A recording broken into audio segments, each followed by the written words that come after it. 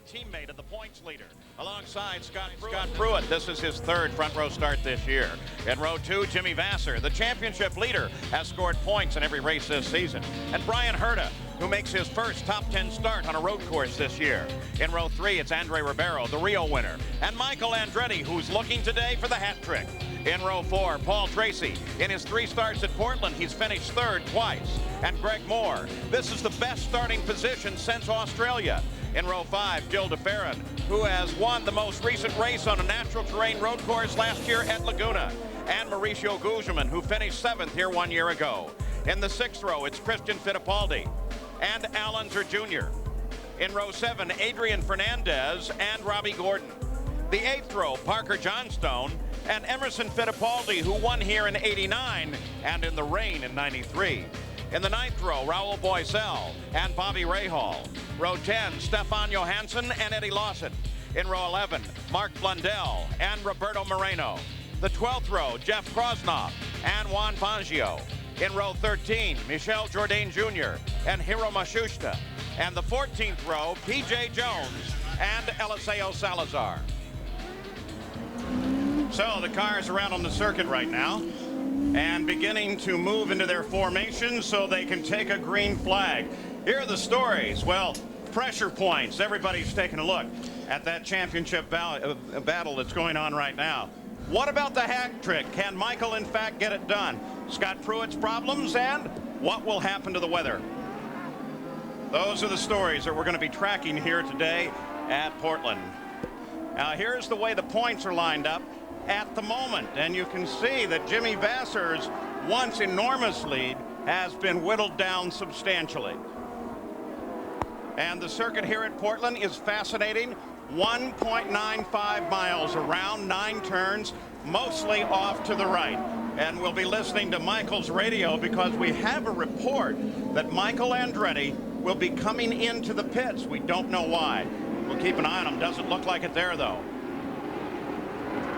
Here they come onto the pit straight. Green flag should lie just ahead. They come off the turn clean. Weak flag green. Zanardi comes into the lead as Pruitt tries to get around Jimmy Vasser, and they battle for second place. And boy, look at him bundle up. These are the festival curves. It's really a chicane, a right, a left, and a right.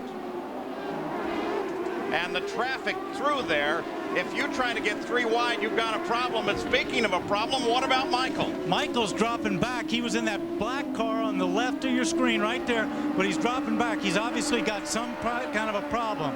Gary, what's wrong with Michael? It's an engine problem, Paul. I don't know if it was a full misfire or a case of the engine just missing, but he reported the problem. The crew is ready on the wall. They've got electronic pieces. They're standing by. We don't know if he's going to be able to get around to come in or just what the status of the car, but great concern, obviously, for Michael Andretti, who's won here 3 times in the past. 3-time champion who's looking for 3 in a row in the IndyCar. He won at Milwaukee. He won 2 weeks ago at Detroit. But it looks like Alex Zanardi is the man to catch at the moment. And Scott Pruitt is doing everything he can to accomplish that. Matter of fact, Danny Sullivan, if we were questioning whether or not that car got put back together, well, obviously it did. Ribeiro tries a move to the inside of Vasser. Oh, and look at Paul Tracy in that red and white car. He slipped right under there, right to the left of your screen. He took advantage of him trying to make a move. Let's go to Gary. Michael Andretti comes in and he immediately shuts down the power plant. That's not a good sign. You see him gesturing from the cockpit. The rear bodywork comes off, and now the search for electronic gremlins begin. What a heartbreaking way to start your race day in Portland for the man who's been on a tear, having won 3 of the last 4, making a charge toward a late season push for a championship. Michael Andretti sits in the cockpit. Nothing changes on the race course. Zanardi is still the leader while Scott Pruitt is trying to catch him. And Jimmy Vasser, there he is, the points leader, sits in 3rd place. Remember, he did not do well at Detroit in terms of points. And if he wants to keep his lead in the championship, he's going to have to start performing the way he did early in the season. Look at him, lock the brakes as he comes in there. He can't do that. He did that on the first lap. What happens if you lock it up like that, you'll flat spot a tire, meaning you'll flatten one area in the tire. You do that, You get a vibration, the car's shaking all the time because every time it hits that flat spot in its rotation, it makes it uncomfortable. You don't want to do those too many times early on because you'll have a long way to your pit stop. And what's happening right now is everybody's trying to get into a rhythm, including Jimmy, because this is a rhythm track.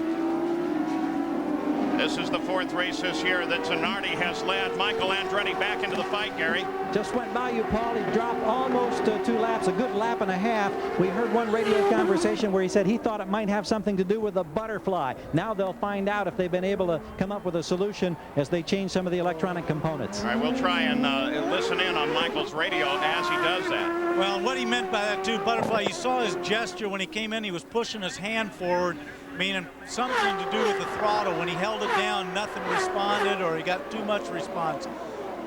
Beautiful blue skies overhead. No rain on the horizon, at least at the moment, Jackaroo. Well, Paul, let me update you also on Scott Pruitt. You guys questioned whether the setup was going to be right. They're very happy with the setup they've got. Now, how did he crash in practice? Talking to Jim McGee, here's exactly what transpired. Because he blew an engine in the Friday qualifying session, they ruined those tires when the track officials pushed it off into the gravel. IndyCar said, look, we'll let you scuff in another set of tires. In the downpour, they had no choice. They wanted to scuff in the tires. They went out. They got out into the wet real bad when they were trying to overcome Hiro Matsushita, and that was all she wrote. They got into the wall, but they're very happy right now. Now that shows you good team preparation, that they knew exactly what all the measurements were on that car. They had the car back in their paddock area in just a matter of minutes after the incident. And I'll bet within 10 minutes, there was no question at all that everything was going to be fine and they were going to get the car repaired. Well, and Jim McGee and all these teams out here, but Jim McGee is one of the best managers out here. They keep a record of everything that's going on. The minute that thing happened, I talked to him. He pulled off a couple of corners. They had to replace a drive shaft on the right side, put it back together, and put it up on those pads that we see where everybody was, you know, measuring up the car and getting it back right. Look at Brian Herta here. He's showing some smoke at the back end of the car. Matter of fact, the officials in race control, the IndyCar officials, have been taking a look at this car. The course marshals around the circuit have all reported it. But Danny, it comes and it goes. Well, it does. See right there, you just could see it smoking. Just, I mean, it's just a whiff. But what they don't want to do is it be dumping oil down. Two things can happen. It can be dangerous for Brian, but it can also be dangerous for the other competitors, because if he dumps a bunch of oil down, they come driving through, they're going to slide off and have an accident. Teammate to the team owner, Bobby Rahal, a team that came here with some new components, especially front wing assemblies, so they really need both those cars to stay in the fight, not only to try and win, but to try and get good test time on the new components. Ribeiro and DeFerrin. Brian also was one of those guys that got hurt at the start. He got in there and got pushed in on the inside, and a bunch of cars went around him on the outside, so he's lost some ground, and I'm sure he'd like to make that back up. This is a battle for 4th place. They have kept Brian Herta out, and he continues to be in this fight as you look down from the Honda Helicam at the winding first set of turns on this circuit here at Portland. Well, one of the things I've always hated is when I had the warning light or there was smoke coming out or whatever, and then it all went quiet. Usually there's a problem when that happens, and then when it goes away or the light goes out, you think, well, everything's okay, and that's usually not the case. So Alex Zanardi jumped off of the pole into the lead of the run. Here he comes, still being chased by Scott Pruitt, but they've evened out at the front. There's Vassar with Tracy challenging him. Gary Gerald. Paul, checking with Scott Remke and the team on communication with Brian Herta. Their telemetry doesn't indicate any problem. They're hopeful that it's just a case of the car bottoming and kicking up a wisp of smoke. Whoa, and Tracy gets he's going fast. He's before the wall. Oh! No. But did the tire barrier help him? It's really hard to tell from this angle, but I don't see anything bent at the back, and I don't think the front got in all that hard. No, but I tell you what, that's a new kind of tire wall that they've got here, the way they wrap them and everything. That really did a great job, but just got out there a little wide on the gas, went over the curbing out there, and then once you get on that grass, don't forget we had heavy rains here this morning. That grass is still wet. The millisecond that you touch that grass you're gone, and the car almost feels like it accelerates. And that's much the same situation that got Scott Pruitt in trouble. He got 2 wheels off of the course. Once they're off, it's like being out there on ice. But I can tell you one thing that Paul Tracy and the Penske team's thankful of was that tire barrier was where it was, because if that had been the concrete wall, there would have been a lot more damage to that car.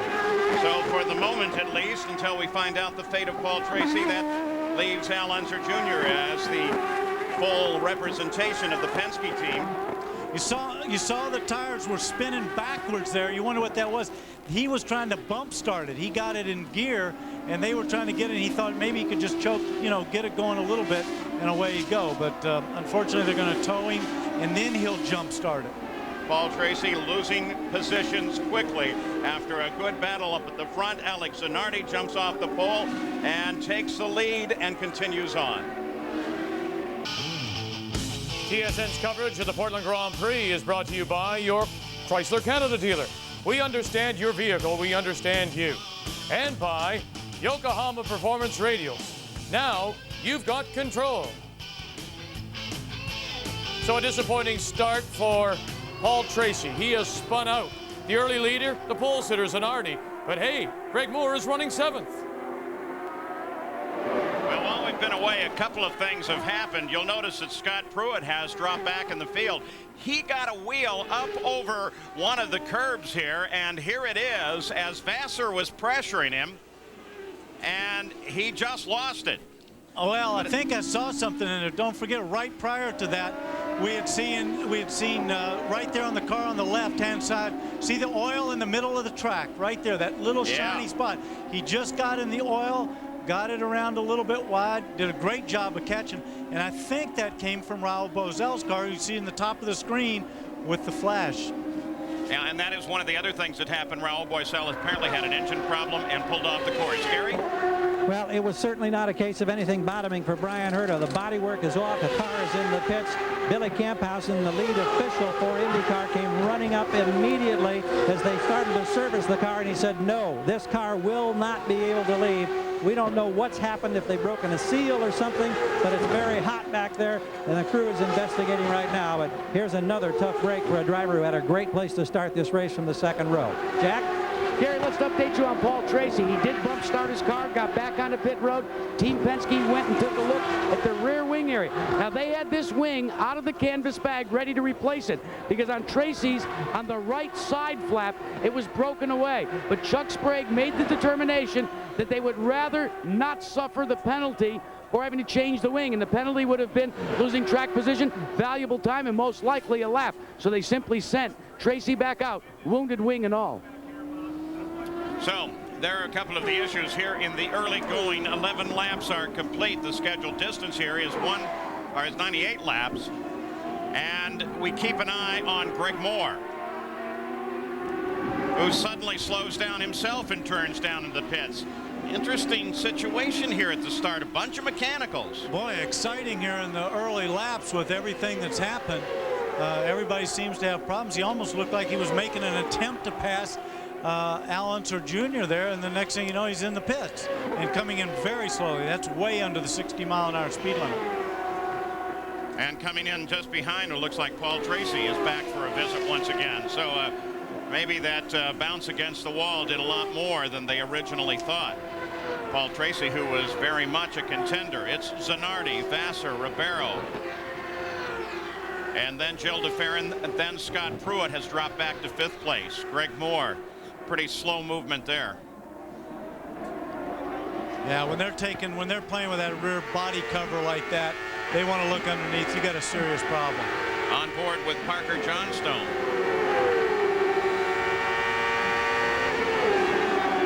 This gives you a good idea of the circuit here as they make a turn through the corners that bring them out onto the front stretch. And Danny, maybe you can take us around. Okay, well, they just came through a fairly quick corner. They're coming onto the straight. That's 3rd gear. They accelerate up into top gear here, and you'll see them going down into this early chicane there. This is really tricky because it's concrete, a little bit rough. You see his head bouncing around, and now you see the pavement change right there onto asphalt. Accelerate up, very quick corner here, quick there, and this is where Scott Pruitt got on the oil right there. Accelerate up into a slower corner here, drop it down a gear. Hard on the gas. Now this is an important corner complex because it comes onto the back straightaway. Little right, little left, and another little right, and it's all flat out, but it depends on what the car's doing, how smoothly you get out there. Very fast left and right complex. They do that in 5th gear, down here into 3rd or 4th, depending on how they have it geared, and accelerate up through the gears. See those dark clouds overhead? I'm sure they don't enjoy looking at those. They could very much figure into the mix. 1.95 miles around, 9 turns, most of them to the right. Emerson Fittipaldi closing up on the back of Parker Johnstone now. Well, Paul Tracy may have more trouble than we originally thought, Jackaroo. Well, Paul, the wounded wing wasn't the problem. In fact, it didn't break the rear quarter, the lower wishbone, until you went back out. Yeah, you know, I just screwed up and slid off the track and hit the tire barrier, and the wing was torn up, but then after a couple laps, it must have been the lower wishbone that was fractured, and it gave up. Disappointing for the Marlboro crew. I feel like an idiot, but you know, we'll go on to Cleveland and see how we do there. Well, in your defense, Danny Sullivan and the team up in the booth reported there might have been some oil out in that area from Raul Boisel. Well, it's hard to say. What happened. I slid off the track and nobody else did, so you know, it's disappointing for our team, but hopefully we can turn it around at Cleveland. Say what you want, guys. It's awfully tough for a driver to shoulder the blame by himself. Well, his teammate Al Unser Jr., there you see him started 12th and is now 6th, just behind Scott Pruitt. Robbie Gordon started 14th and is now 8th, but Al Unser Jr. is definitely challenging on Scott Pruitt's car. We had indicated the problems, and you saw them with Greg Moore. Here's Gary Gerald. Yeah, disappointment seems to be an early theme in this race for any number of drivers. The rookie Greg Moore has been sitting here for some time now, and they're methodically working their way through the right side pod, changing all the electronic components that they can. They don't know a specific reason, but the engine just died. They've about completed that task. They'll soon find out if anything will get them back here to soldier through some laps for the rest of the afternoon, Paul. Well, we're watching Al Unser Jr. and Scott Pruitt. You know, Paul, one of the things I'm thinking about Scott Pruitt, when he slid, he went across that curve. Those are raised a little bit. I wonder if he upset the balance in that car a little bit, because he was still in front of Andre Ribeiro. He lost 1 spot to Jimmy Vasser, but he's dropped back quite substantially since that time. I wonder if he's knocked the balance out a little bit on that car. You hearing me? And of course, when we saw him get up and over that curve, that's exactly what I was mentioning. Lost it in the oil, then jumped across it, and who knows what that does to the under tray of the car or the handling. So Al Unser Jr. works at the back of Pruitt, battle for 5th place at the top. Nothing changes. Zanardi is the leader. His teammate Jimmy Vasser, the points leader, has moved into 2nd place. Let's go to Gary Gerald. Brian Herta, we were hoping that this would be a day with better fortune would shine on you. This has been a tough season. Were they able to pinpoint the problem? But it has been a tough season, Gary, and you know, we were looking around, but we couldn't tell exactly where the oil was coming out of the engine, and you know, there's no point in putting a car out on the track that's going to put oil down, because it's just going to make it dangerous for everyone else out there. So best thing is take the shell car back to the truck and see if we can figure out what happened. We'll see you in Cleveland. You will. Brian Herta. Al Unser Jr. continues to work on Scott Pruitt as they've just flashed across the line. 17 laps complete here in Portland.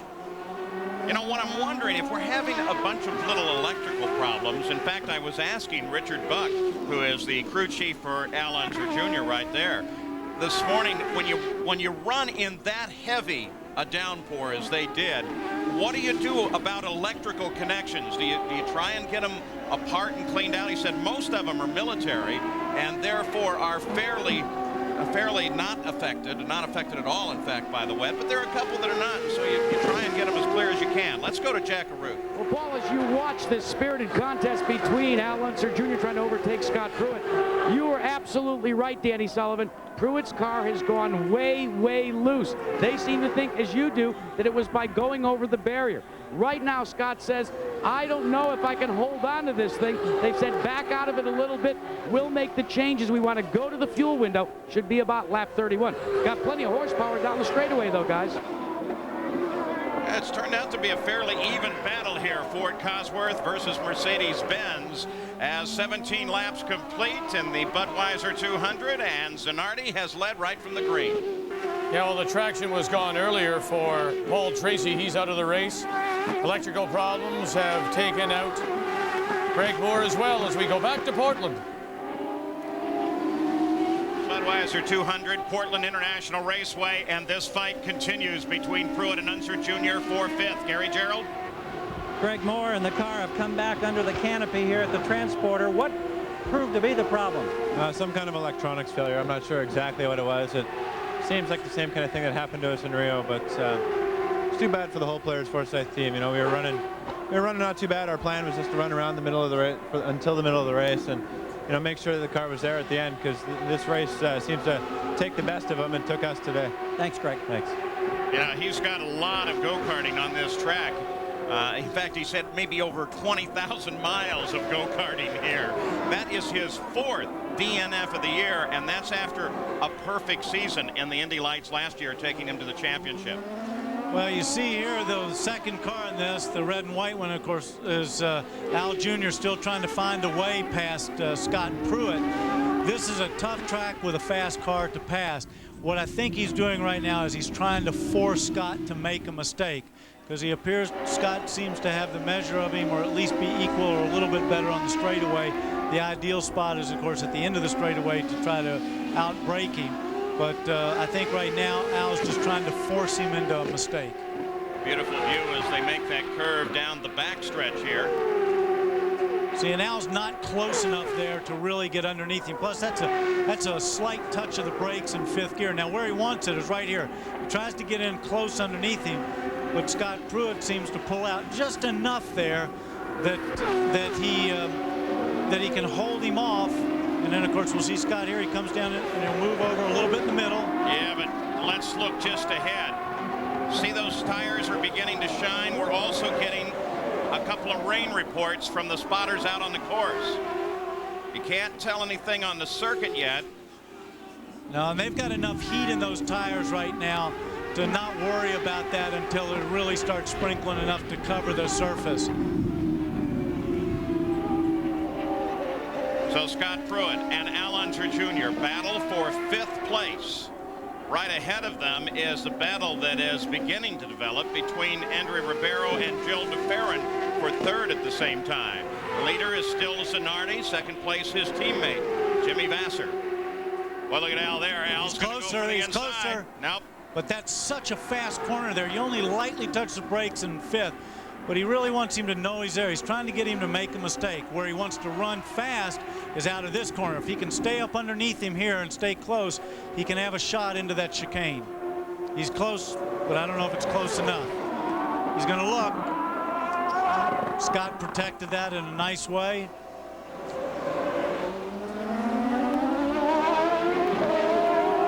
Boy, look at this. It's Gugelman, Robbie Gordon, the whole gang coming through here. Christian Fittipaldi, Emerson Fittipaldi. This is about 7th through 12th that you're watching.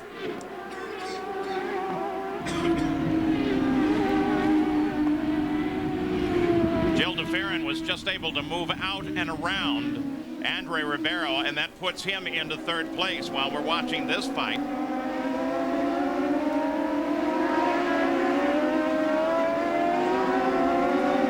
Gugelman in this battle is 7th place. See, there's some raindrops on this lens, but not nearly enough to make a difference. But you got a glimpse there of what might. A lot of rubber on the outside as Christian Fittipaldi comes sliding past. So you see a few drops right there on that in-car camera, but that's not enough to affect you right now. The only thing that'll bother right now is the guys that are running on Firestone tires, because they don't feel as confident with their new tire as the Goodyear runners. As he starts his lap, just stride here with Christian Fittipaldi. As Parker Johnstone comes around Gugelman, so Fittipaldi now being accompanied by Parker Johnstone. They're both moving up. They've moved up into 8th and 9th place respectively.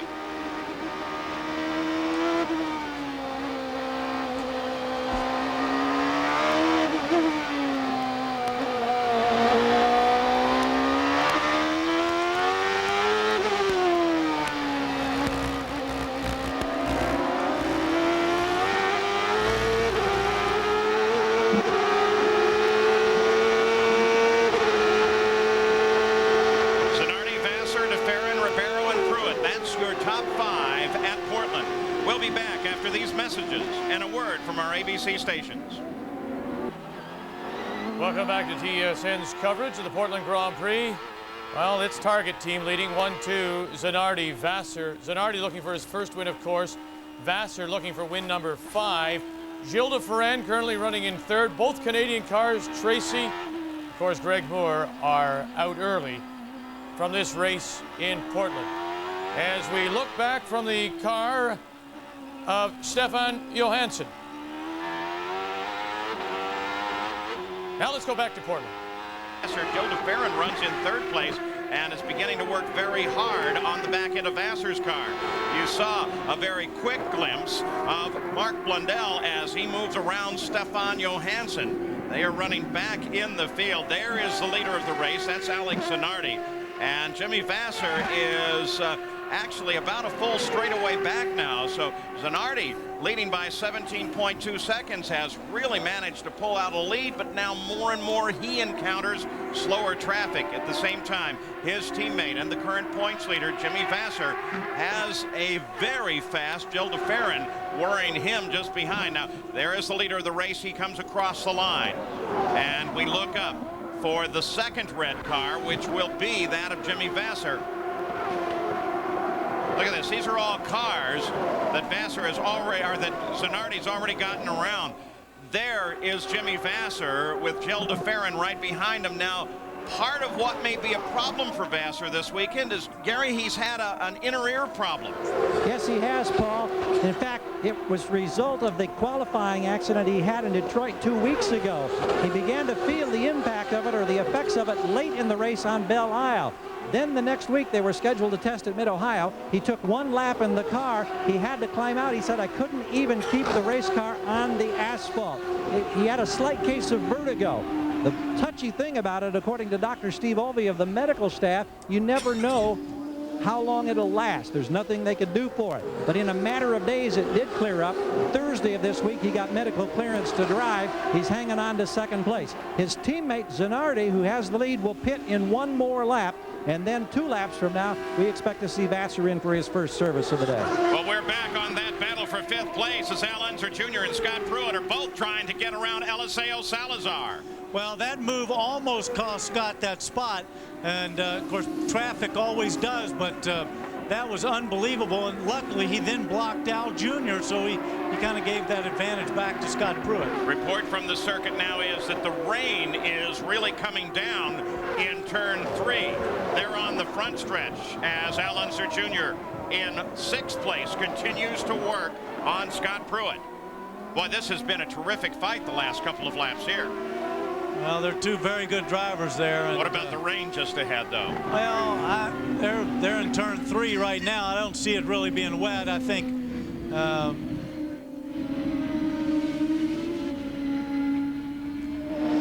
they made it safely through those areas, and at the same time, the pit stops are, as we heard the indication, the Target team was thinking of coming in here within a lap.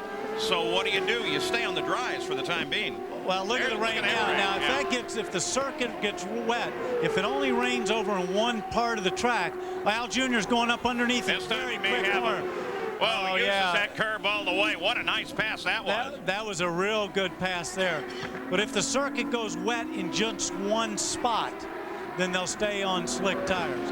If it goes wet all the way around, obviously they'll go on to wets. But if it's just over in turn 3, you see they're a little bit more shiny on the tires.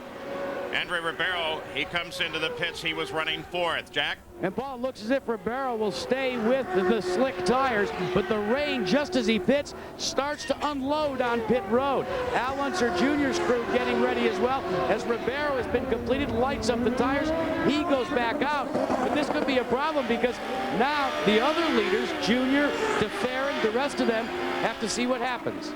And what did you see de Ferran as he just rocketed by Jimmy Vassar and picked up 2nd place? Yeah, I think that Jimmy probably had a little trouble getting power down, and de Ferran got that. Let's go to Gary. Leader is in. He won't be the leader much longer. He had a 17-second advantage. They put the slicks on. They've made a 13.2-second stop, they being the team servicing Alex Zanardi. And an interesting decision decision, a fascinating decision with the rain pouring on the main straightaway. Well, it's really raining almost everywhere now. Jill DeFerrin comes in, Jack. And the team was confused for a minute. First they went to reins. They set the reins up, then they went to slicks. They too are going to stay with the slick tires. A quick stop as Al Unser Jr. went by because he'll complete his stop, as will Robbie Gordon and also Scott Pruitt. And now, folks, it is really beginning to rain. Al Unser Jr.'s crew, Emerson Fittipaldi pulls in front of him. They are going to rain tires. Al Unser Jr. will choose the rain tires. This is the first exchange. This is typical Penske. Let's gamble, and he's going to do it. Zanardi having trouble getting up to speed. Cold tires. Neat pull by the Penske team. Well, I think you've got to go there, but I think what everybody's doing is they're looking. DeFerrin in trouble. He'll get back on there, but it is very slippery. I think what they're doing is they're looking off into the distance. They're seeing that blue sky up there, and they're gambling, the guys that are on slicks, that this is just a cloud burst that's going to dampen the track, and they don't want to have to make a second stop. What's happening with Al Jr. is he's figuring, hey, I'm going to see how many spaces I can get back up with those wet tires, take advantage of it, hopefully get a big lead, and then make another stop. So with those pit stops, 2 cars have not come in yet. That's Parker Johnstone and Christian Fittipaldi. So on the circuit, and the official scoring there, Scott Pruitt is off the track now. So what decision do you make? There is some blue sky overhead. Danny referred to that. But if you don't know the weather patterns here exactly, and of course there are quite a few mountains in the area, Mount Hood and Mount St. Helens, of course, lie just off to the north of the track here, that can also affect that weather. Look at Zanardi as he's trying to get around here and finally get it back up to speed, but everyone has really come off the race pace. Christian makes a move in there. I think what we're going to have to do is just see whether the guys that went on wets get the advantage or the guys on the slicks, and you'll have to let this play out a little bit, see if it gets wetter or if the track actually starts to dry, because as we saw early, it will dry very quickly once these cars are running around if there's no more raindrops coming down. Well, you know, we have the Honda Helicam up over the top of the circuit as we watch a continuing struggle for Alex Zanardi here. And they're saying that this is really a brief shower only. And Christian Fittipaldi, though, has taken advantage of the opportunities that have been availed him and really been charging up through the field. So Alex Zanardi and the rest have to figure out what tires they want to stay on with 33 laps complete here in the Budweiser 200. Welcome back to TSN's coverage of the Portland Grand Prix. Jimmy Vasser has spun off the track. Christian Fittipaldi continues to lead.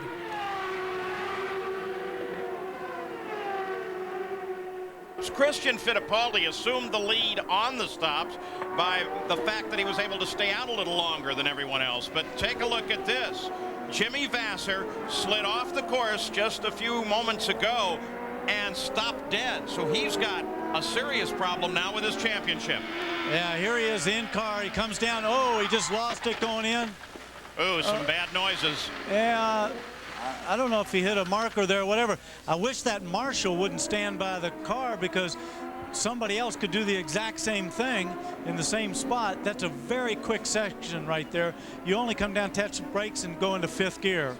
Let me tell you, it's raining there. It's raining over on the front stretch, too, isn't it, Gary? Yes, indeed it is. Christian Fittipaldi, as you indicated, was into the pits. They stayed on the dry tires, the slick surface, no grooves. Michael Andretti, his teammate, just came in and also did the same. And it is raining much harder now on the front straightaway, and we're seeing rooster tails for the first time as they scream by us. There's Christian Fittipaldi, who, as we had indicated for a while, picked up the lead, only fell to 6th place behind Emerson, his uncle. So the lineup now is Zanardi, Unser Jr., Robbie Gordon is up to 3rd, Jill DeFerrin is 4th. And as the rain falls here, it is really creating havoc with the different decisions being made by these teams. Jack? Well, Paul, this is a typical Penske move. I talked to Richard Buck and I said, how tough was it making the decision to go to slicks or reins? He says, Jack, believe it or not, we talked that scenario out and said, if we got the reports and believed the reports we had early in the morning that rain would continue, we were prepared and felt that by our first stop we were going to have to go to rain. So when it began to sprinkle, we made the commitment for both Fittipaldi, Emerson Fittipaldi, and Al Jr. And look how well they're doing now on the reins. Al Unser Jr. runs in second, is just able to carve up the rest of the field. Oh no, Scott Pruitt, our other starter of the front row. Zanardi is the pole sitter. He leads it, but Pruitt has had just a horrible weekend here. He was on the pole until almost the end of the qualifying session yesterday, and then this morning's warm-up. He had a problem that qualifying, blew an engine, so he wasn't able to finish the session. Saw his pole taken away by Zanardi, and then he got into the wall this morning, and now he sits by the edge of the course. Gary? A front wing has been replaced for Jimmy Vasser after he got a tow to get restarted. Has just pulled in here. They're fastening down the remaining bolts on the nose. They do a very quick job on this, but there was damage to that other wing. Now coming off the jacks, and Vasser will head back out. Well, as we watch the leader, Alex Zanardi, those slick tires are apparently going to cost him dearly. Al Unser Jr. in second made up 6 seconds on the last lap and started the lap only 8 seconds behind, but the sun just came out on the front stretch. Well, there you see Al Jr. in the red and white car on the left of your screen, just coming in behind Zanardi. But the interesting thing is Vasser had the off. He still stayed on slick tires, so they still are assuming that it's going to drive pretty fast. You can see it already starting to drive on the concrete, and concrete, of course, drives faster than the asphalt, and you see how the tires weren't as slick anymore, so maybe their gamble's going to play off. We're going to have to see it play out. Al Unser Jr. moves in a battle for the lead. 2 different styles of tire. Unser Jr. on Rains. The slicks are on Zanardi's car. That's P.J. Jones in the Dan Gurney Eagle just behind them. Not part of the fight, but he's been able to keep up with it.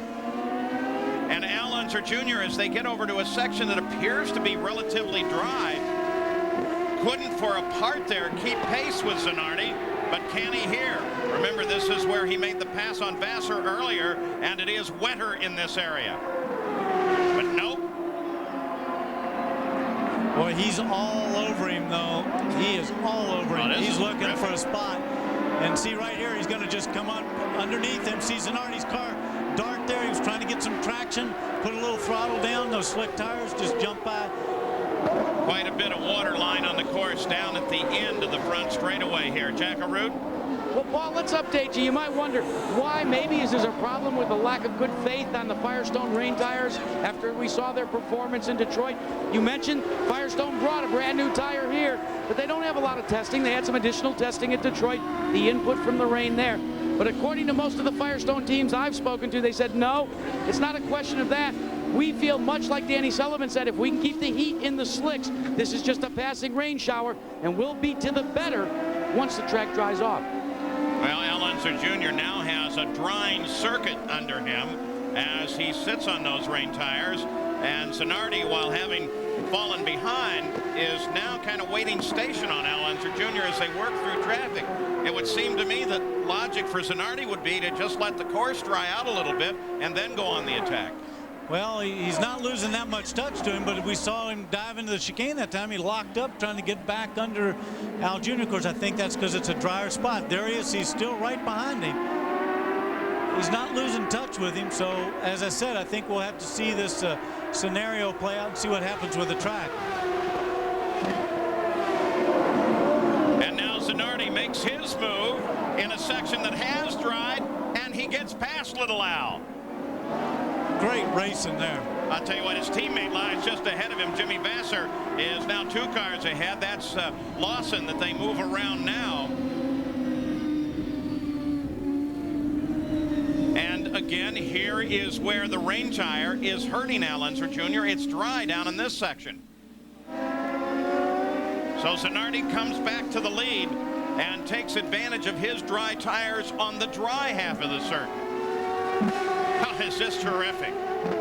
Back and forth, and it's got to be driving the tacticians in the pits absolutely crazy to try to figure out what tire you should be on, Jack Root. Well, we're watching as Scott Pruitt's team goes and takes on slicks once again.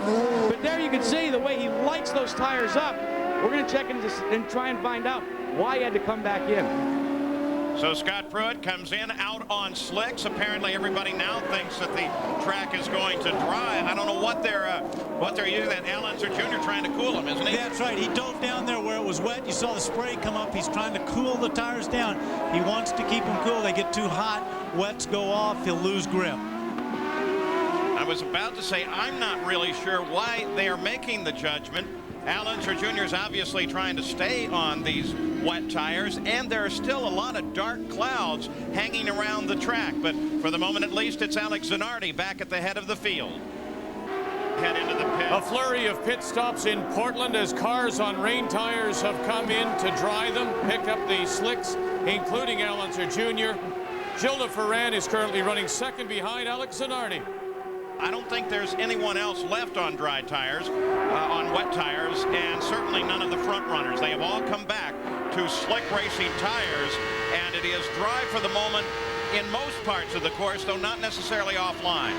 No, they've got a pretty dry track here. You don't want to run wide. You can see there's kind of a line through there. We're on board with Bobby Rahal, who, by the way, started 18th and is now up to 4th place. So he just kept steady through all that stuff and didn't go off, didn't slide off, and he's gained a lot of spots. The old professor is a great tactician. In fact, that's what he studies as a hobby.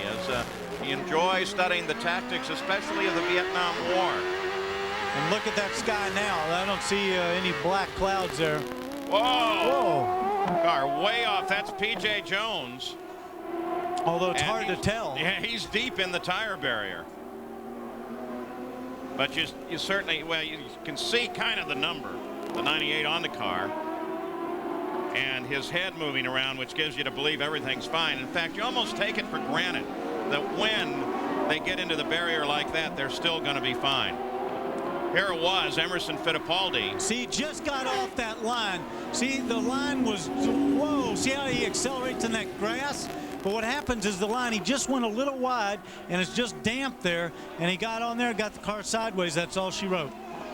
So P.J. Jones ends his day up in the tire barrier. There is Christian Fittipaldi, who is now challenging for second place. Gilles Ferrand just ahead of him.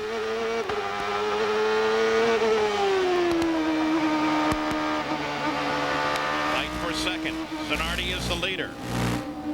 Michael Andretti still trying to move up. He is now 13th. Remember, he had a problem earlier, the teammate to this car, Christian Fittipaldi. And the officials of the race have taken a good look at the position that P.J. Jones's car is in, and they're going to use a crane to get him out of there, so they won't need to go to a full course yellow. We continue to have a green racetrack. Well, they're going to use a crane to get the car out, not P.J. Now, P.J., not exactly like you said. Yeah. He's a pretty stout guy, but he's not that big. Well, for me, they might need the crane. Into the festival curves alongside Eliseo Salazar, who now splits the battle. Gary Gerald, do you have an update on P.J.? Just checking with John Ward and the crew to see if they had talked with him. They said yes, indeed they had, and they speculated, just as Danny thought, that maybe just got offline, caught a patch of wet there, and that he lost all traction and took that ride into the tires. But P.J. obviously fine in talking to the crew, though disappointed. You know, one of the things, Paul, that I'm the most impressed with, they got these new tire walls here that they kind of interlace the tires and wrap them different. And I'm telling you, those things really seem to work, because that car doesn't seem badly damaged. He didn't hit it, and that was a fast accident right there, and it seems okay. Jimmy Vasser, as you saw him drop to the inside of Mashusta and continue on. Jimmy Vasser is still trying to stay in a points position, but he's not anywhere near that now. He runs 21st on the circuit. His teammate Alex Zanardi is the leader. DeFerrin in second. Christian Fittipaldi is third, followed by Ray Hall and then Andre Ribeiro. 47 laps are complete. Vasser totally out of a point scoring position. He got in similar trouble 2 weeks ago on Belle Isle in Detroit. Finally was able to move up to 12th and pick up a single point for that. But this is going to have a definite impact on his march to the championship. Alex Alex Zanardi leads Jill DeFerrin, then Christian. We'll be back after these messages and a word from our ABC station. Second and trying to chase him down, Christian Fittipaldi. On ABC Sports, it's two great auto racing events. First at 3 Eastern, 2 Central and Pacific. We'll head to the lakefront in Ohio for the Cleveland IndyCar Grand Prix. And then from Talladega Superspeedway, it's the second test of the International Race of Champions. That's all next Sunday here on ABC Sports. On board, Stefan Johansson, 11th place. Johansson works the front stretch. Parker Johnstone is his target, just going, and Scott Pruitt off the course again. Boy, he's having a tough weekend, and one that looked so good, so promising. And you saw that fight for the lead come by, Zanardi and then DeFerrin. Though there is a considerable separation there, it still gave you an idea, and everybody's locking the brakes, the light side of the car, as they come into this corner. Well, it's a little bit rough down there. They've got pretty stiff chassis to make them work around here. The springs are pretty tough, and they're trying to pass in that area. Everybody's trying to go in deep. It's pretty hard not to lock one up. On board third place, Christian Fittipaldi. That bright yellow car, 2 cars up. That's what his target is. That's second place to DeFerrin. And there's Jeff Krosnoff, who was just ahead of Christian Fittipaldi. New paint job on that number 25 car, along with that new sponsor that they announced at Milwaukee. Well, that looks terrific. That's a nice paint job. It looks real good. Now we'll go on board Christian Fittipaldi as he chases down Jill DeFerrin.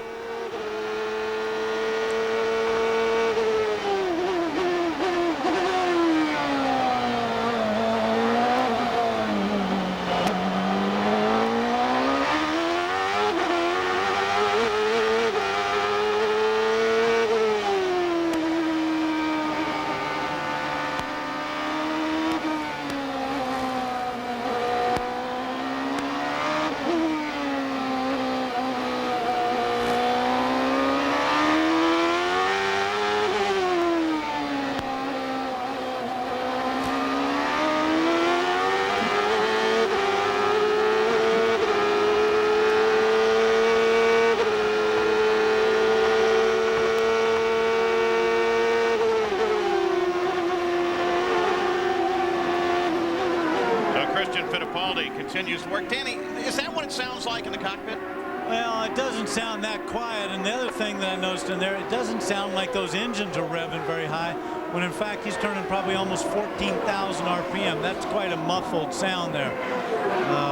It's a lot noisier than that. And some guys like to put bigger earplugs in so they don't hear it as much, but I like to hear the revving of the engine. How much do you actually use that as opposed to the instruments? Do you get accustomed where you know a certain noise level is a certain rev? Well, you're pretty accurate there, but really what happens is when you've been driving this around all weekend, you got a pretty good idea where the shift point is. Now, if you're racing somebody really close and you're trying to get the maximum RPM and shift exactly right, then you'll look down at your instrument so you get it exactly accurate. But don't forget, they also have yellow lights and red lights on the steering wheels and on the dash to show you what the shift position is, so you even don't have to look down at your dashboard. Scott Pruitt's, his day is just, he can't do anything right, it seems. Every time they try to get going, something else is wrong, and they pull the car into the pit, and this time it looks pretty serious as the rear cowling comes off the car. I'm not sure what happened to him the way he was stopped down there, and he came in pretty slow, but obviously the safety crew got him going again. But anytime you're taking the cowling off or unbuckling him, you got a major problem. Now they're back looking at the part of the car that he crushed this morning, and they had to make all the replacement to. So Alex Zanardi still the leader. Jill DeFerrin is about 17 seconds back. So either Zanardi is very comfortable where he is and is a little bit off of 100% and just cruising, or DeFerrin may in fact now be closing on him. Christian Fittipaldi is chasing DeFerrin pretty hard, and that may be giving some impetus to DeFerrin to try to close as fast as he can now. There is the leader of the race. That's Zanardi. We look up into the corner and wait for DeFerrin. And it'll probably be a little bit of a wait. There he comes with Christian Fittipaldi right behind him. Interesting, there is Michael Andretti, Fittipaldi's teammate, just ahead of him. Wonder if team order has become in effect at this point. Well, Michael's pretty professional. He knows that he lost a lap or two early on in the race. He knows he's down, and he'll be warned by his pit that those guys are racing for a position. Now, if anything, he might hold up Gilles de Ferran a little bit and let Christian close in on him, but he's not going to want to hold up traffic too much. Michael, the black car, is down 1 lap, runs 12th. Again, great pictures give you a good idea of the relationship from the Honda Helicam. And it looks like it can fly a little bit higher, which is an indication that maybe the rain is going to stay away. Certainly the sun is now shining on every section of the race course. Well, and of course, right there, Gilles de Ferran is in that bright yellow car, and Christian is in the bright red one.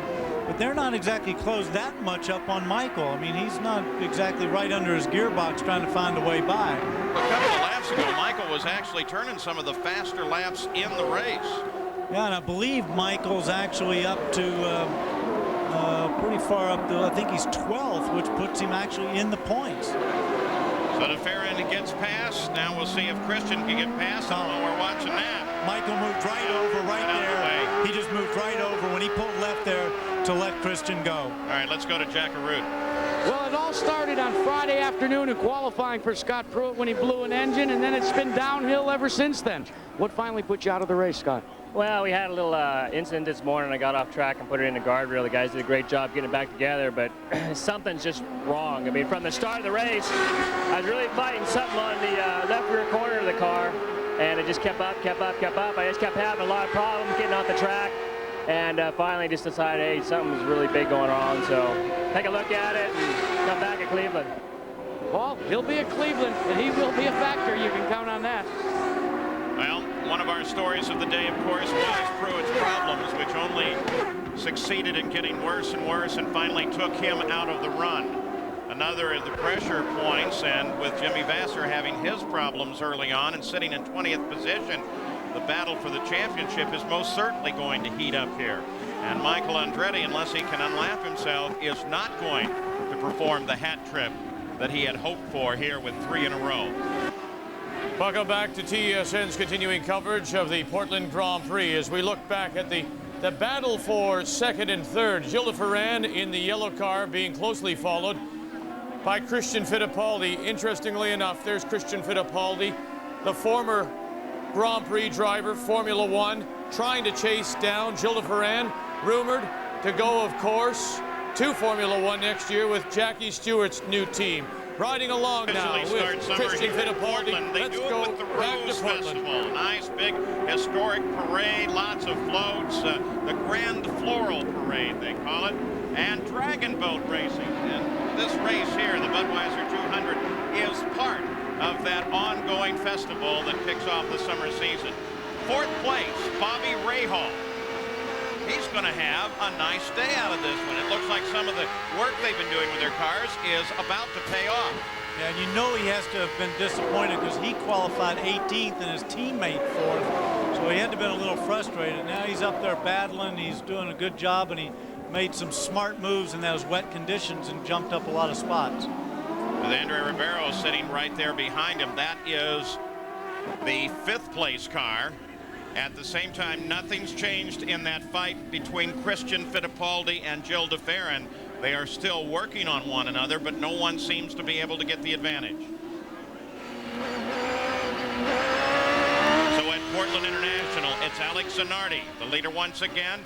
Gilles de Ferran and Christian Fittipaldi continue to battle, and there is a battle between this car, the 4th position of Bobby Rahal, and right behind him is Andre Ribeiro as Rahal tries to get inside and comes alongside, gets around Mauricio Gugelmin. Gary Gerald? Well, we were talking in our pre-race show over on ESPN2 about new body pieces on Brian Herta's car. Well, obviously, Bobby Rahal also has some of that same new wind tunnel work that deflects the air around the rear wheels from the side pods. But Brian Herta had a new front wing that Rahal did not. I asked Bobby about that. I said, you're the boss. Why don't you have the new piece? He smiled and says, I've got something else new.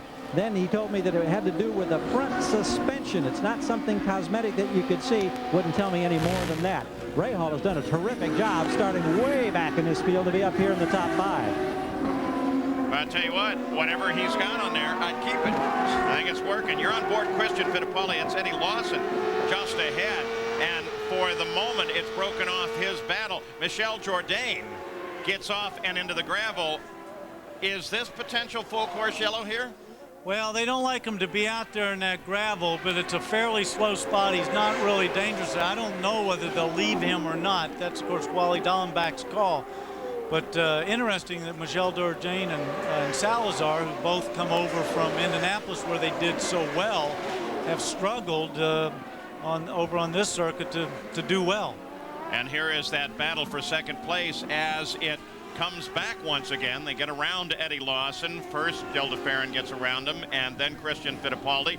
Now Christian has just a little distance to make up, and he should be back on top of de Ferran. So this is the key battle on the circuit, but you know what? They're going to go to full course yellow. Yeah. Pace car will come out, and everyone will gather up. They do this on lap 62, so that should be absolutely ideal for the pit stops, or a little early. Well, it's going to be marginal because, of course, we've got it. They were going to 31 to 35. This race is 98 laps. So they might not come in on the first lap of the yellow, but they might come in a little bit later. Robbie Gordon already in as they change, and of course no question about what tires are going to go on this time. It'll be slicks all the way. Here comes Gil de Ferran out of second place. No question, everybody's going to look down there and look at all the people out there. I think you're going to see a lot of pit stops. So de Ferran makes his stop. And Jack Arut's right there. A nominal stop, but they're standing by. Should he stall it once they take the fuel on? In answer to your question about whether it's the right window or not, de Ferran's team had anticipated coming in on lap 66. He pulled out nicely in front of Christian Fittipaldi. So by our reckoning, he should stay right at the front of the pack. Yeah, those positions shouldn't change. Here's the leader of the race, Gary. Well, they weren't worried about the window. They said their window here opened on lap 62, so they should be comfortable for the distance. And he had the luxury, of course, of that big lead. But now for the first time today, we're going to see this new IndyCar rule go into effect. This is a very fine stop by the Target team. Zanardi back out. But that big lead is going to be gone when we get ready to go green. Now 60-mile-an-hour speed limit on all races except the ones run at Michigan now. As Zanardi comes back onto the course, he'll have to line up behind the pace car. And what they are doing now, they did it first in Detroit 2 weeks ago and will continue here today. You can see him trying to get Michel's car out of that gravel pit. They will line up in race order. In fact, it's very simple the way they do it. They just tell the teams, take a look at your scoring monitor in the pits and radio your cars to align that way. So when they come back to green, they will be in the race order. Should make for a good fight. We're still under yellow in Portland as we ride along with Michael Andretti. Zanardi, de Ferran, Fittipaldi, Rahal. They are your top four, as there is Mario Andretti. Michael has struggled, had his early problems right from the green flag. Something electrical has had him back in the field, currently sitting in 11th spot overall. As we get ready for this new starting procedure, we saw it first of all at the US 500 when they lined up the quicker cars on the outside, those on the lead lap, the slower cars on the inside. Now we have them all lined up and ready to take the yellow as soon as they sort themselves out. And you can see now Michael saying, now you're going to get in front of me or not? Let's go back to Portland. Him not to come in, and apparently they thought that he was going to be able to pick up a lap because they thought the leader was coming in. Leader didn't come in. They kept Michael out, and in doing that, then IndyCar officials closed the pits. And so Michael is stuck out there now, and he has not been happy in his conversation with the team pit side. So they really didn't help Michael's cause at all there. No, and of course when he does do it, he'll have to drop to the back of the pack, and that'll make it much more difficult for him to gain any more of those spots from 12th what he was running. Now remember, they will come back in race order. The Michael was sitting in 11th place at the time. There you go. You look down through the order. And Michael's there now, but of course he's going to have to come in for fuel. He's had this nice run after overcoming the problem early on, works his way back up here, and that's a good example where the tactics between driver and pits can really be very costly to the driver. Yes, and Michael was actually going down the pit lane, and they said, stay out, and he dove back around the barrier and got back into position. Now we'll continue to listen to Michael's radio. And the officials are now reporting green this time by. So Michael's going to have to come into the pits under a green flag. So you think he's going to be any happier about that one? No, and he's going to lose a lot of ground under that. Can I pit? Michael Andretti at Portland. The green and then pit. Pit at the end of your first lap. Michael with some terrible problems now. They're ready to go to green flag racing. He was headed into the pits. The crew steered him out when he thought he should be in. Turns out he was right. And now he's going to have to make a stop from 11th place into the green. They're lined up in race order. Christian Fittipaldi moves to the inside, looks for room as Bobby Rahal comes sweeping in behind Christian. So everybody tight once again. Zanardi using the clear course to get away just a bit. Restart comes on lap 67 of 98. Paul, everybody should be fueled and ready to go to the end, provided they don't have any problems. The tires, everything, so we should see a race all the way to the end. And there is the advantage of being the leader on a restart. You can pace the restart the way you want it, and it gives you an advantage for one lap, if not for a couple. Christian Fittipaldi, who had been working on Gilles de Ferran, is now back at it, but this time with the yellow flag closing the field up, he has both Bobby Rahal and Mark Blundell closing in. So what was not a battle now is one, and it battles four different ways. And in fact, you got a glimpse there of Emerson Fittipaldi as he moves into the fight as well. And Al Unser Jr. and Michael Andretti comes into the pits, Gary, finally.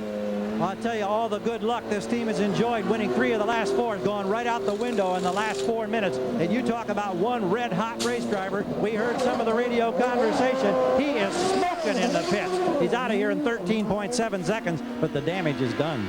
Yeah, and probably deservedly smoking. He put on a good show coming up to 11th place after the trouble early. He maintains the 60-mile-an-hour speed limit out of the pits and rejoins the fray, but well behind the fight now.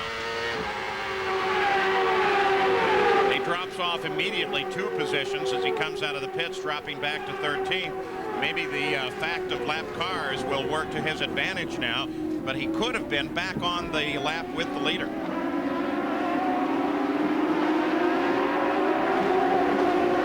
There's Zanardi, a lead just under 2 seconds, 1.7. But you can tell he's really got a well-handling car right now. Just the way he pulled away. You see all the field just pretty much lined up there equally, all nice spaced out. And he's got about a 2-second lead on the second place guy. That I know he got a jump at the restart, but that's also a great handling car right now. Al Unser Jr. now beginning to work on Bobby Rahal. That fight is for 4th. And a good line of competitors just behind, hoping maybe that one of the 2 of them make a mistake. It's Fittipaldi, then Ribeiro, then John Stone, then Mark Blundell, and then Robbie Gordon, and they're all lined up nose to tail now. Don't forget, Al Jr.'s thinking a lot about points right now, because he's right there, not that close to Jimmy Vasser, but close enough, and Jimmy Vasser's way behind and not much chance of scoring any points, so Al wants to make sure he gets some points. Jimmy Vasser sits back 18th, 6 positions away from a point scoring position.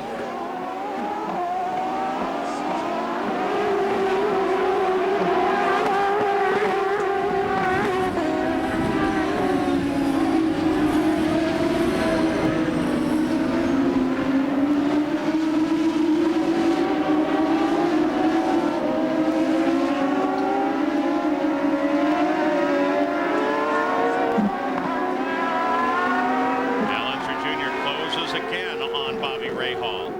Zanardi still pulling away as the leader now, as 2.1 seconds ahead of second place Jill DeFerrin. Schuster just had a quick off and on the course. He's back in competition though. And there is the interval from the leader back to Jill DeFerrin, and then Christian Fittipaldi, Bobby Rahal, Al Unser Jr., and Emerson Fittipaldi. 70 laps are complete, and Zanardi looks like he may be on his way to a win. We'll be back after these messages and a word from our ABC stations. Welcome back to TSN's coverage of the Portland Grand Prix. Bill Adam, did you get wet down there? Not only did I not get wet, but I've been able to shed my TSN coat. I'm now down to the TSN shirt. Pretty soon I'll be in the TSN skin. It's getting better. That's Alex Zanardi. Listen, you know, he's led before. He's been on the pole before. If there's somebody who's deserving of a win, it's probably him. You know, I agree. He is such an absolutely delightful character. Yesterday in the press conference they had for him getting the pole position, he showed what a light-hearted person he was, because he was talking about how the day before he and his teammate Jimmy Vasser had been discussing who was the fastest driver through the fastest corner here. A little inter-team rivalry. Well, he said, I was a lot faster than Jimmy. Then in one session, Jimmy went faster than me. So somebody said, well, you just spun off a couple laps before your pole lap. What happened? He said, I tried to beat Jimmy's lap. I did not step on the brake pedal at all, and I spun off. But the good news, I was faster. So this kind of light character carries through. And both he and Jimmy are working extremely well together. They share. Bill, thank you. Alex Zanardi continues to lead as we ride along with Stefan Johansson as we return to ABC. Beach soccer from England. That's all Saturday on ABC Sports. Well,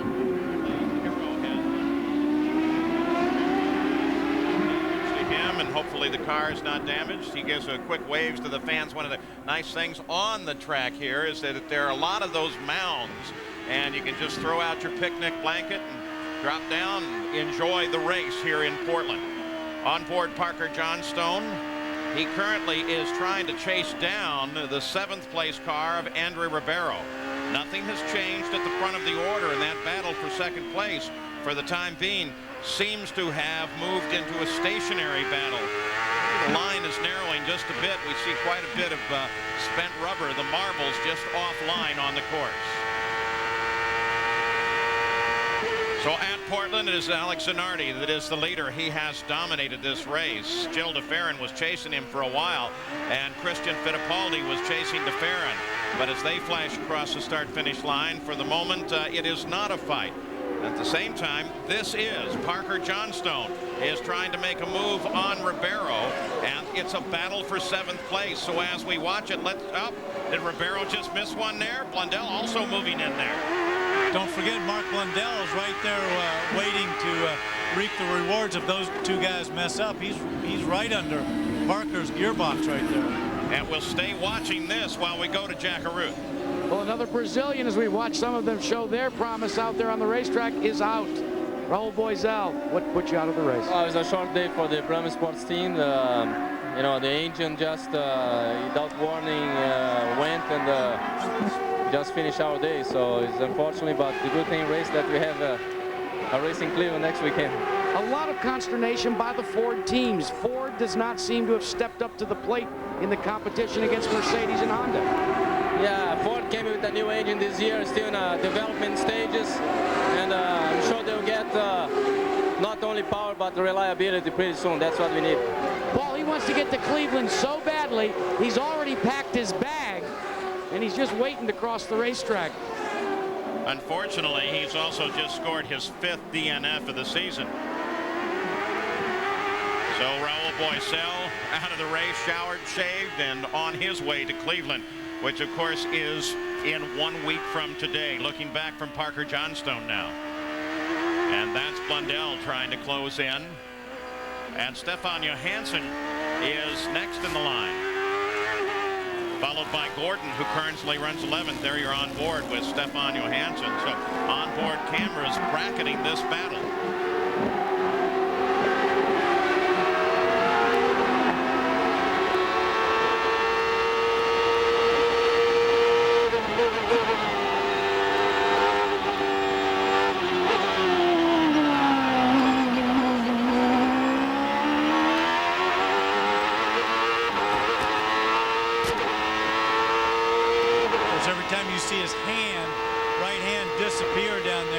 He just checked to make sure he had it in top gear, but he just goes down, and that's what they call a sequential gearbox, which means it's like a motorcycle. All they do is they just pull back on the lever. They don't have to actually find the gate or find the gear. They just keep pulling back, and when they want to go down to gear, they just push forward. Let's move a little farther forward now. Bobby Rahal and Al Unser Jr. You're right, on board Rahal. He is currently fourth. Al Unser Jr. is just behind him. Paul, one other thing that I should point out when they're shifting there is nobody uses the clutch on the shift. They just pull back. And in fact, when they're going up a gear, they don't even have to take their foot off the throttle. They can just hold it down. They've got all these electronics that control the engine when you shift. So the clutch only to get away. Only to get away. Well, look how this battle tightens up. There's second place DeFerrin, third place Fittipaldi, and Blundell pulls out of the fight. No, that's Emerson Fittipaldi in the left of your screen, going very slowly. He pulled out of the back. He's got something wrong. He just pulled off there, checked in his mirror to make sure he could pull all the way across. His day's done. Well, that's too bad. Emerson was having a good run. And all of a sudden, for a second there, I thought it was Mark Blundell that pulled out of this battle. That's why I thought it. I saw the move of the car coming over. And Blundell comes in. Why would he come in? He must have had some kind of a tire problem or whatever for them to stop with only about 20 laps to go. So Emerson Fittipaldi pulls by the wayside. That won't bring out a full course yellow, while Mark Blundell drops out of that battle and goes into the pits. Zanardi continues to lead. Interestingly, Parker Johnstone, as you look at the leader, Zanardi coming down, 79 of 98 complete.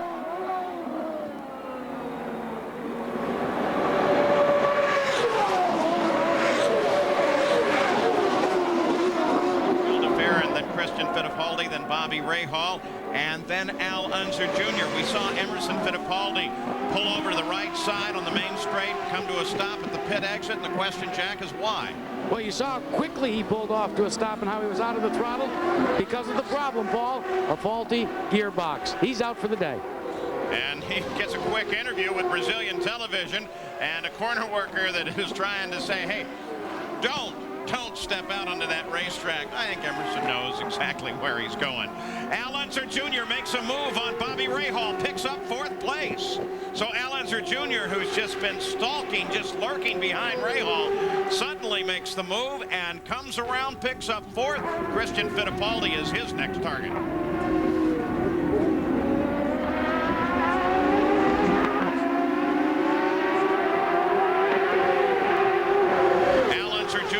Out and around Bobby Rahal, picks up fourth place. Zanardi still the leader of the run, followed by DeFerrin and Christian Fittipaldi. Here's what happened.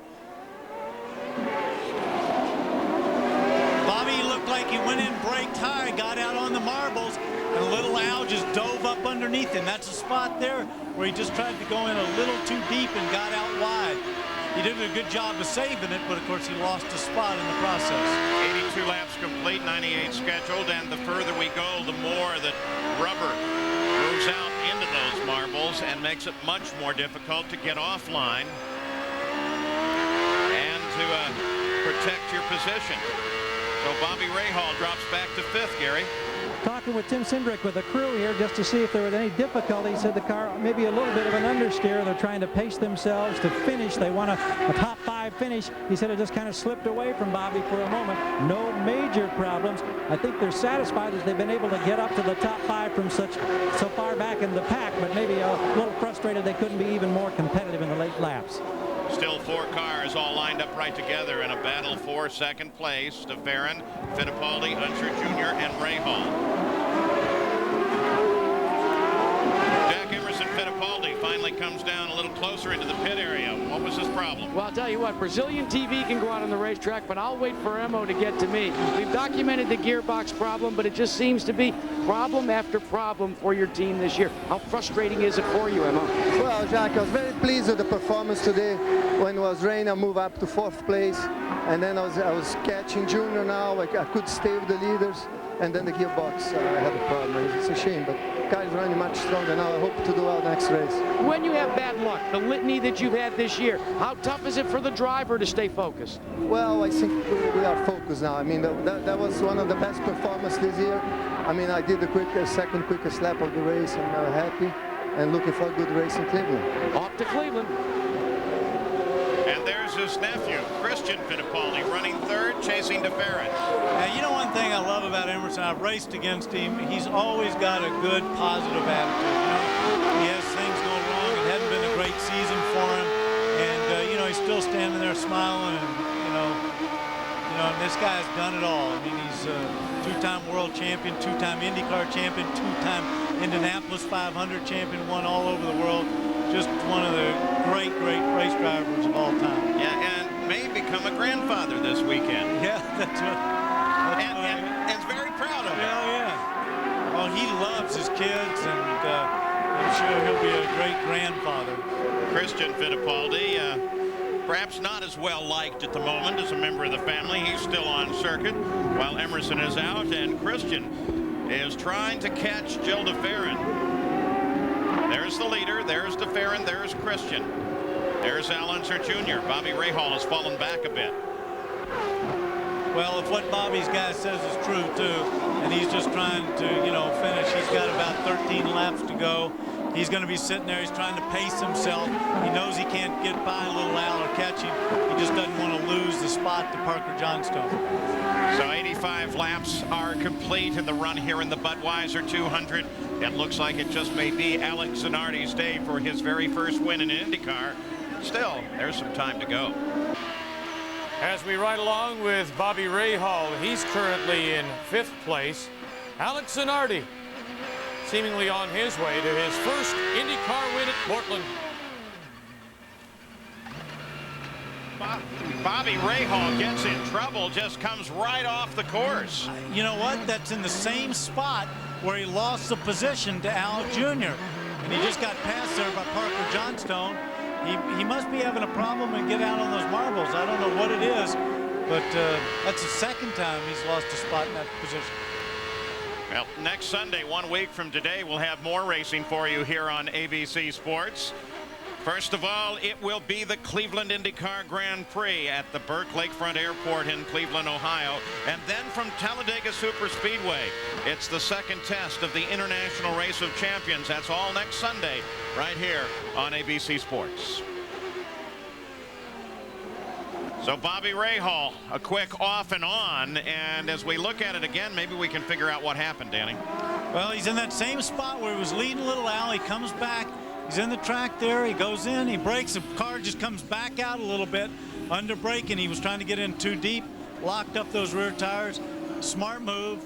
Kept it under control. Went on the grass. Got it back on. But unfortunately, he dropped down another spot. You hop off the brakes just as you're coming off the grass. That's what it looked like. Just as you're going onto it, so it doesn't lock him up and spin the car around on the grass. So Bobby Rahal, who was in a good position, now drops down to 6th place as Parker Johnstone moves into 5th. Al Unser Jr. is still 4th. Jill DeFerrin has just flashed across the line, completing his 89th lap. So we're counting down into the final 10 laps of this race now. Alex Zanardi is still the leader. And if he continues his lead to the finish, then he will join Al Unser Jr. as another driver who scored his very first win here at Portland. And of course, if Bobby continues, those cars that you saw, that's him right there, all those cars that were lined up behind him, those are all for spots. So they're trying to close down on him. So Bobby at this point has to feel a little vulnerable. He's twice had the same problem. In the same spot. So he's got to turn the wick up a little bit here and drive harder for these last 10 laps. Coming back up to the front of the field, Alex Zanardi is still the leader by 8 seconds. There is Zanardi's bright red Target car. And you look 8 seconds back, that bright yellow car, that's the Pennzoil car of Jill DeFerrin, followed by Christian Fittipaldi, and then Al Unser Jr. Gary? Alex Zanardi, of course, Paul, is visiting Portland for the very first time. He's a man who makes his home in Monte Carlo, which has to be considered one of the glamour spots of the world. But he has absolutely fallen in love with this part of the Pacific Northwest this week. He said he loves the beaches he had a chance to visit, the forests, the mountains that are snow-capped. He said, I'd like to live here. He wins this race. He may move in next week. Well, he can certainly afford to. Jr. working on Christian Fittipaldi. You got a glimpse of Roberto Moreno's car off the course. He's abandoned that car, and so he is out of the run. When we come back, can Alex hold on to the checker? Welcome back. Alex Zanardi continues to lead Gilles de Ferran, Christian Fittipaldi, and Al Unser Jr. currently running in 4th place and trying to chase down Fittipaldi.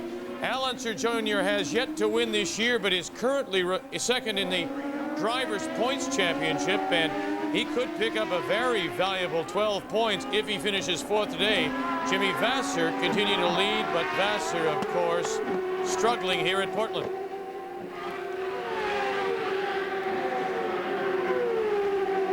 See if he can make something happen toward the end of the race. Well, at least once he was able to pull up and tuck the nose almost underneath the rear wing of Christian Fittipaldi.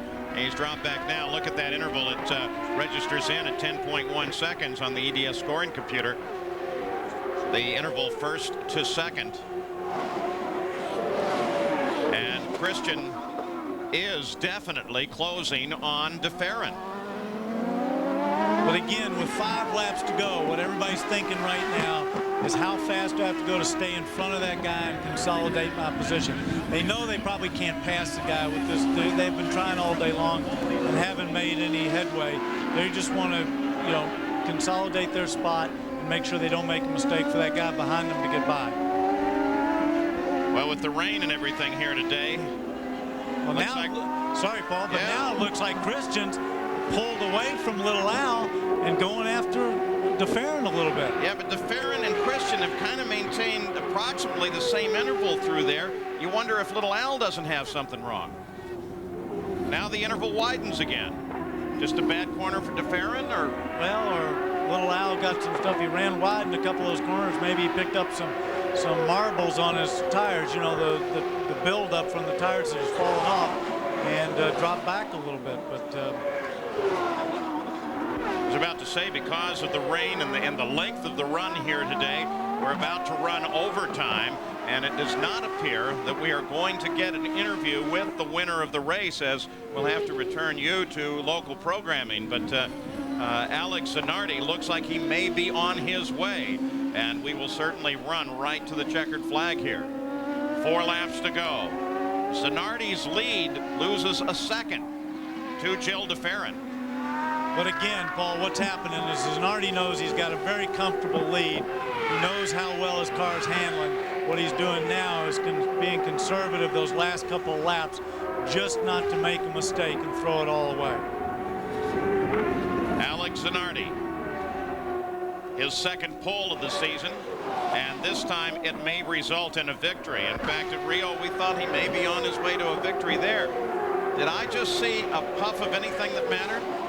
Looked like I saw a little haze that may have come out of the back of Christian's car. And I don't see it now. Well, I can tell you one thing, even if every warning light on his dash came on right now, he'd drive that thing till the end, till 3 laps to go. He wouldn't worry about that. He's going to drive it right to the finish.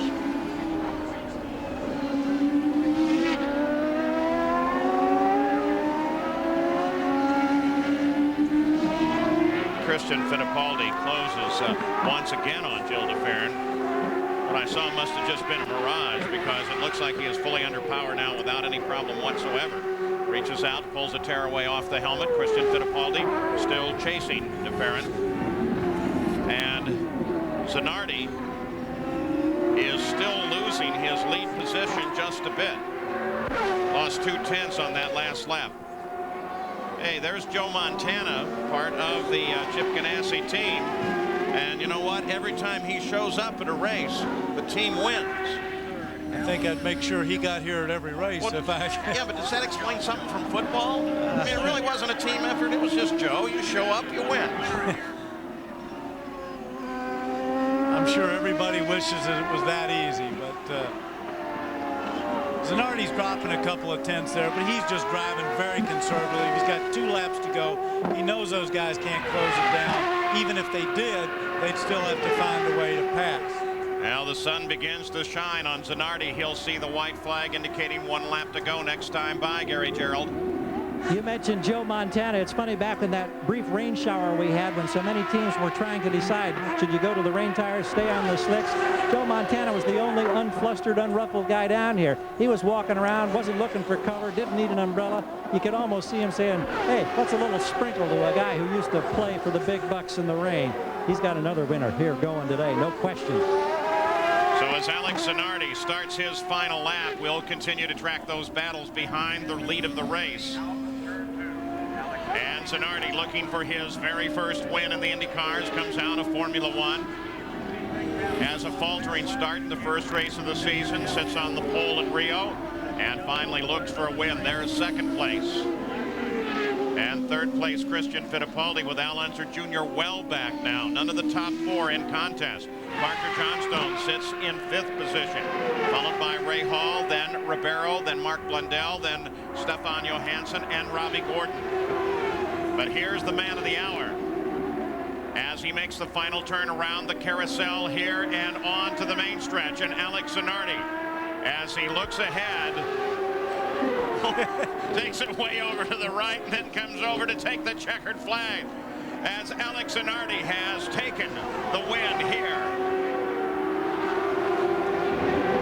And they all come over and off the edge of the course as they finish. There's the standings. We gave them to you on the final lap. They remain the same. Zanardi, Farron, Fittipaldi. Looking down through unofficial results here. And if he hot-foots it around, maybe we will have a chance to talk with Alex Zanardi, but he becomes the second first-time winner. Both of them at the time were driving for Ganassi. Zanardi today and Al Unser Jr. earlier. Going back to last year, he is the 5th first-time winner in the last 14 races. Now let's take a look at the points now. While the teammate to this car, Jimmy Vasser, still remains in the points lead, but boy, it has closed down substantially, and Jimmy Vasser is losing ground quickly. Michael Andretti with a good run, not what he had hoped for, but still, he remains in the fight here today. Well, he's got to feel just ecstatic, right? I mean, what a feeling right now. And I think that I've got to pick Alex Zanardi as Sully's star. He did a great job. Pole position, was fast all weekend, had never been here, and drove absolutely faultless race. So Alex Zanardi is going to roll to a stop, and hopefully he will come to a stop quick enough that we can get word with him. Jack Arute is right there as Alex Zanardi comes flying around the corner and into the winner's circle. He knows exactly where it is. Jack Arute. He certainly does. Shuts the engine off. He's going to try and get out of. We're going to try and get a quick word, get things disconnected here. Alex, congratulations. Well, it feels great. I'm so happy for the Target team, for everybody. Chip Ganassi, Morris Nunn, all the guys that did an amazing job this weekend, and it feels great. It certainly was an amazing run. He started on the pole. He ran so well. And today, he's victorious here in Portland. A road course of Alex Zanardi.